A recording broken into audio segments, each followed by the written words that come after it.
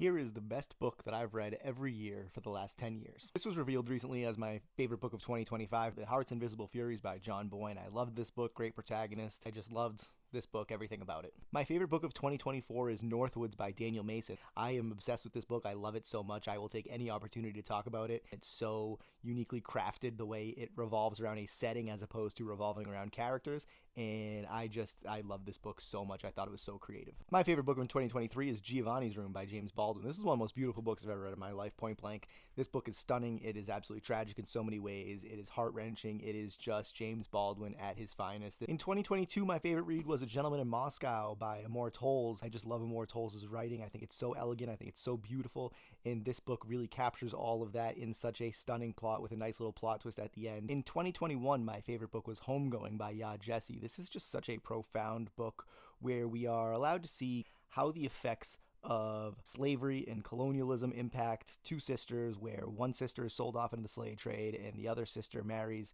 an English imperialist, and they live entirely different lives, and we see how their following generations unfold based on what happened to those sisters. It is such a remarkable book. It is so gorgeous. It is so haunting in so many ways and troubling in so many ways, but such a profound, moving piece of literature. In 2020, my favorite book was The Nickel Boys by Colson Whitehead. It is just so good about the Dozier School for Boys down in Florida, where they punished young men, largely young black men who committed petty crimes and all these things, just to kind of remove them from society. And this is a very unique look at that, a fictionalized version of it with a outstanding story and some great characters. In 2019, I read my favorite book of all time, with Sometimes a Great Notion by Ken Kesey.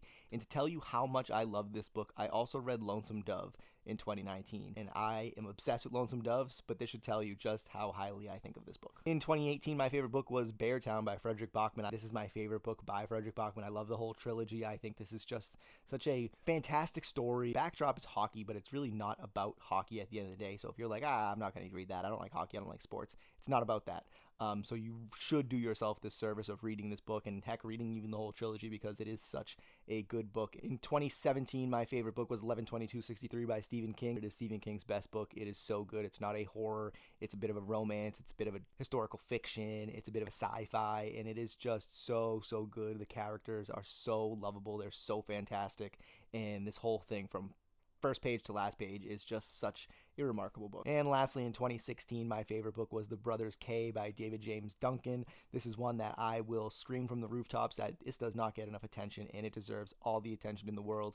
It is one of the best books I've ever read. It's so good. It's about the 1950s and 60s, about a family in the Pacific Northwest and how these things transform this family by the beginning of the book to the end. It is such a good book. If you have not read it or heard of it, go read it.